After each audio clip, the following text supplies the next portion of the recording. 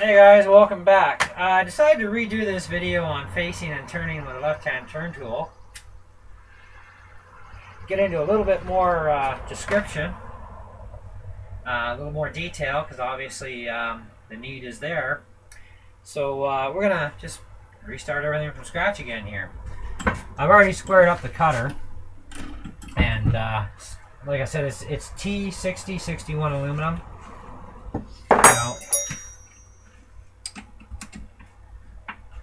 So we're going to lock down our carriage, back out our cutter, move the cutter in, lock the compound back down, 970 RPM for both operations, and we're going to go slow on the feed.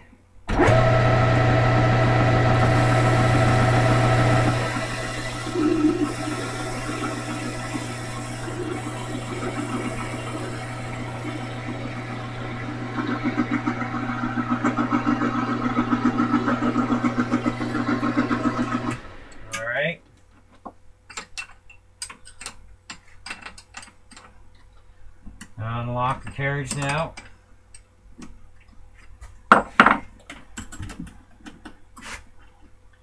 Five on the dial, 10 off the diameter.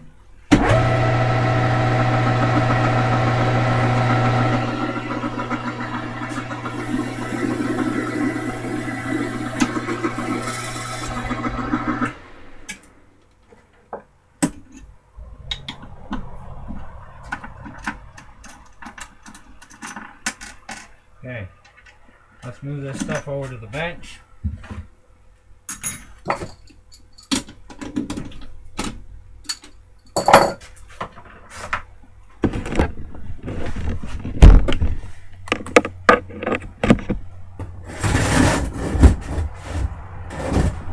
Now this is the way I do it.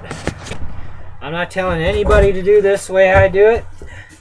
You do things the way you want to do. I'll do things the way that I do them.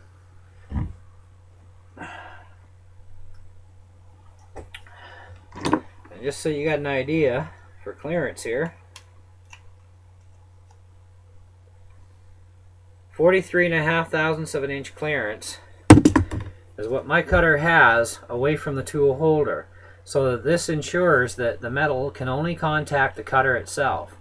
Now if you're looking at my cutter this way, so the proper orientation would be this way, you'll notice that this is completely flat across and the cutting edge here faces towards the tail stock. Now I'm going to refer to How to Run a Lathe book by South Bend Lathe Works. Now my left hand cutter is identical in style for the most part to their left hand cutter. Okay? Now, their right-hand cutter, or right-hand turning tool, is definitely different than mine. Okay? Now, if you look at the left-hand tool in this illustration, mine matches it, and it's going to bring the concave, or bevel cut, towards the tailstock side. Over here, in this figure, you'll see that the right-hand turn tool, its cutting edge is toward this chuck, so it's going to make its taper towards the chuck side. And then of course they have a round nose cutter that's doing both sides at once, but we're not talking about that. Now there's some argument about left and right. Now since 1942, and I'm sure before that, I'm pretty sure probably since the first lathe was ever made, they've always followed this sort of rule on a left cutter and a right cutter. Now this cutter here, this is a left-hand turn tool, which is exactly what's in my thing right now, except my left-hand turn tool has a very sharp point on it. This is a rounded nose. So you can see the profiles are the same, you know, and it's straight across to the angle. Now looking at the right-hand turn tool here in figure C, it's totally opposite. So you can definitely tell that, yes, this is in fact a left-hand turn tool. There's no disputing that, you know. And I've seen a posting of this same page elsewhere, and so I know, I mean, it can't be a misprint. I mean, both of them are the same. And when you look at mine, my cutter follows that same profile of a left-hand turn tool. Where the confusion seems to be coming in is, I'm guessing a lot of companies nowadays have their own idea of what is left and what is right. So this is supposed to be an AR6 right-hand turn tool, which actually is the same profile as my left-hand turn tool. So when you put the two up against each other, these profiles will match. Okay, as far as the way they cut and so on. So you can even stack it like this just to see the difference here. And so really, this is actually a left-hand turn tool, not a right. Now, apparently it's not a misprint. It's because their cutting edge faces the right-hand side, so they're saying it's a right-hand turn tool. Well, my cutting edge faces the right-hand side, but yet it's a left-hand turn tool according to the books. And this is supposed to be a left-hand turning tool, which means its cutting edge, which will create a bevel, actually goes towards the left side of the machine, which is the chuck side. So, you know, it's kind of a bit of confusion. So, and I mean, you check around different companies yourself, and I'm sure you're going to find a few of them that are still going by the book here, and you're going to find an awful lot of them that are basically backwards, like this company is. So, I don't know if that solves any problems for you. I have no idea. But like I said, I mean, I'm turning and facing without moving my tool. That's the way I did it. That's the way I do it 99% of the time. It's very rare for me to tilt my tool post, except maybe when using deeper facing cut into steel. I might try the tip a little bit more, and instead of going completely flat. But otherwise, I do it like that, the same way I showed you.